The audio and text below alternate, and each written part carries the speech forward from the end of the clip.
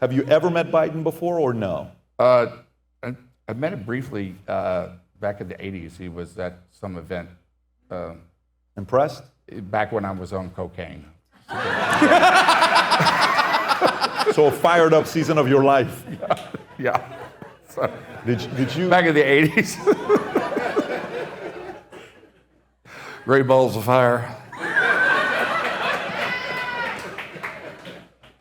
Getting too serious. You're getting too serious. By the way, did you see the story? Getting way too serious. Did you see the story that came out the other day? You know, because you may have stopped at a wrong time with cocaine because, Rob, can you pull up the story with New York Times? You'll appreciate it. Well, does it really improve your heart health? Is that what they're saying now? So that Woody Allen movie was right? So, Rob, pull up the story that just came out. By the way, I don't know if you guys saw the story. It's a New York Times story with Colombian cocaine. Did you see the story? No, I did not. Rob, pull up the story.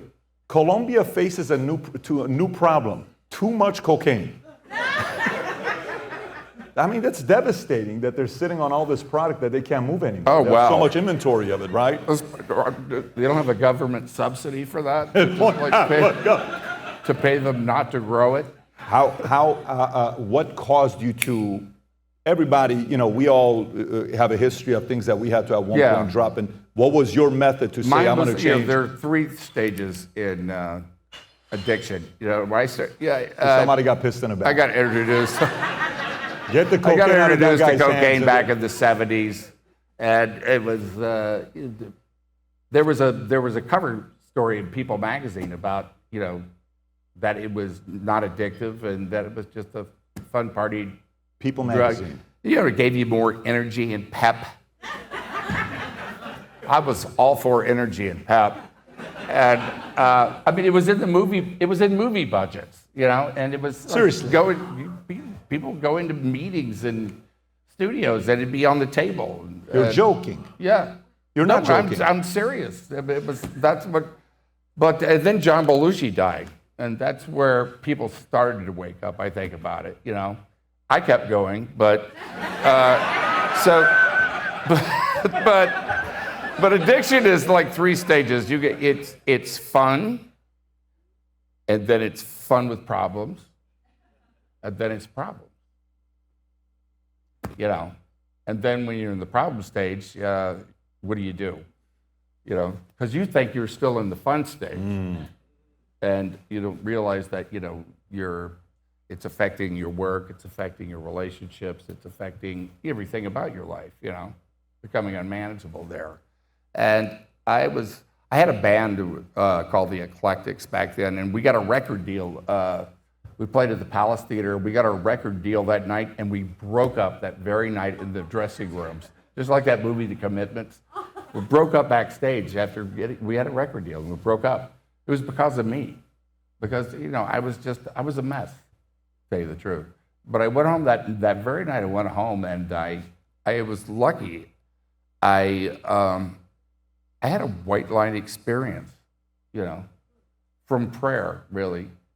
And how's praying on cocaine? I'm just curious. It was like, help me, Jesus. That, you know, that's enough. That's enough. But anyway, I had one of those white light experiences where I saw myself, well, I'm going to either be dead or I'm in jail or, you know, losing everything I have within 5 years if this goes on. And I put myself into rehab like the next day, and that was before rehab was cool. Yeah, before they had like cold pools and massages and things like that. It was in the hospital. What year was it? It was at the hospital basement. What year was this? That was 1990.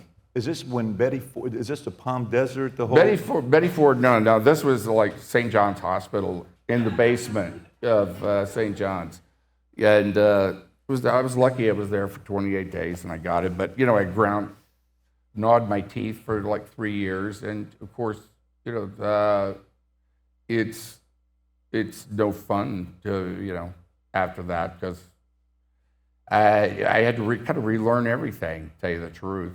And you know, it works on your nervous system, and you know, go through depression and this and that. but grit my teeth, and I got through it, went to meetings, but I started reading the Bible again, because I've always been very, I've always been very into God. Let's put it that way. But this time I've read the Bible like about 5 times in my lifetime, and each time is very different. But I read it that time, and I was very struck by the red words of Jesus, and that's really what started me to really having a real personal relationship with God, instead of just out there, which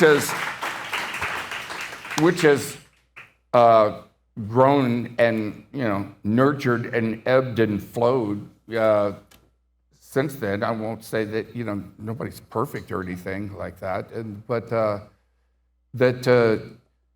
that relationship is with God is what we're all looking for to fill up that hole with drugs or whatever you're gambling or whatever that feeling is, that exhilaration that we're all kind of looking for, that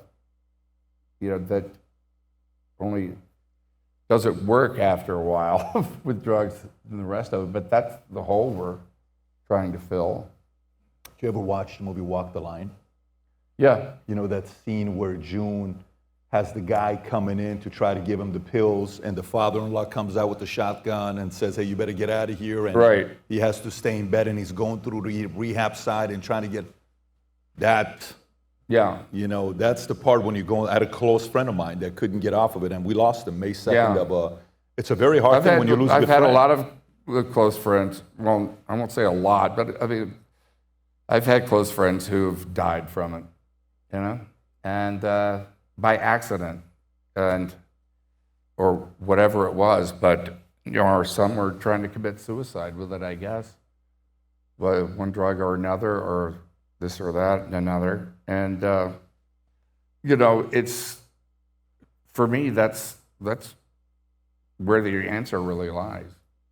And I'm in the that back. Relationship. Incredible story for you to share it with us and just be transparent about it. I mean, a lot of people need to hear stories like that you can change. In these uncertain times, if there's anything we need people to believe the future looks bright. So if you've heard about me saying this mission to you, we're on a mission to get 1 million people to wear this gear, and this is what we're doing. If you buy one of these hats, there's a category of buying one hat, getting the second one free. If you haven't yet worn this gear publicly, go ahead and test it out. Buy some of the gear, wear it in public, and see how many people will stop by and say, you also watch Valuetainment? You also follow PBD Podcast? I do too. Place your order. Go to vtmerch.com, click on the link above or below, place your order, and represent the VT and the PBD Podcast gear.